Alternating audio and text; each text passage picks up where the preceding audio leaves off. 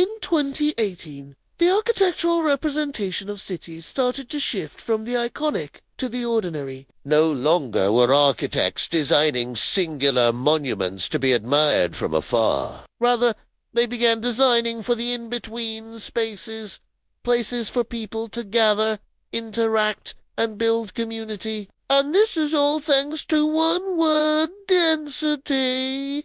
Hi everyone, welcome to this house. Today we are exploring how cities are taking over the world, shaping modern architecture into a new era of design. The idea of density has always been an important part of urban planning. But it wasn't until recently that architects started thinking about it in a new way. It's no longer about cramming as many people as possible into a city. Instead, it's about creating vibrant, mixed-use spaces where people can live, work, and play. This shift in thinking is being driven by a number of factors. As our cities have grown, they've become more complex and diverse, and as a result, we need spaces that can accommodate a variety of uses. For example, in the past, our buildings were often separated by function.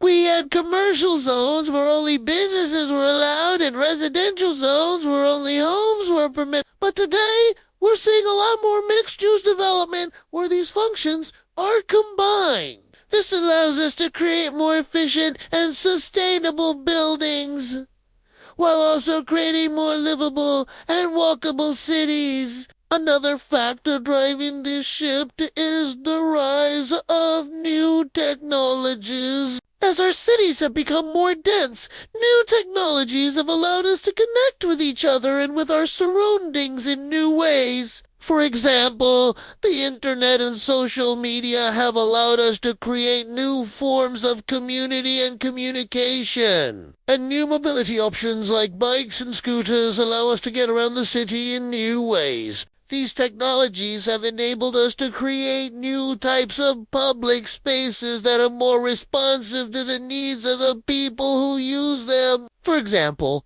some cities are experimenting with new forms of public transportation that allow people to get around more easily and quickly. Others are using technology to create more efficient and sustainable buildings. And finally, this shift is also being driven by a growing awareness of the need for sustainability. As our cities have grown, they've become more resource-intensive and unsustainable. We need to create buildings and spaces that use resources efficiently and create a minimal environmental impact. By creating dense, mixed-use spaces, we can reduce the amount of land we use, reduce the amount of energy we consume, and create more sustainable cities. So what does this all mean for the future of cities and their architecture? Well,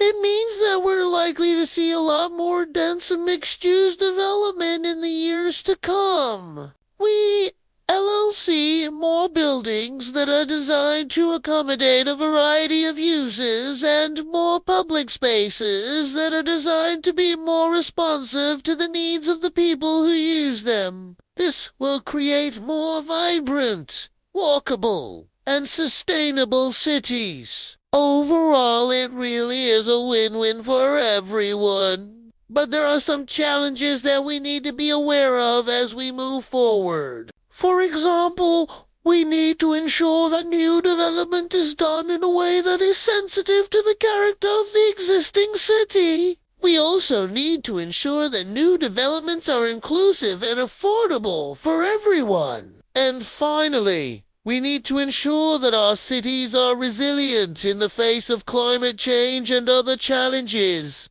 That being said, I'm excited for the future of cities and the role that architects will play in shaping them. If you are too, let me know in the comments below. What are your thoughts on the future of cities? Do you think that density is a good thing or a bad thing? Or maybe you have some ideas for how architects can design better for cities. Either way, I'd love to hear from you. And if you're interested in learning more about architecture, I highly recommend checking out the references in the description below. Thanks for watching, and I'll see you next time.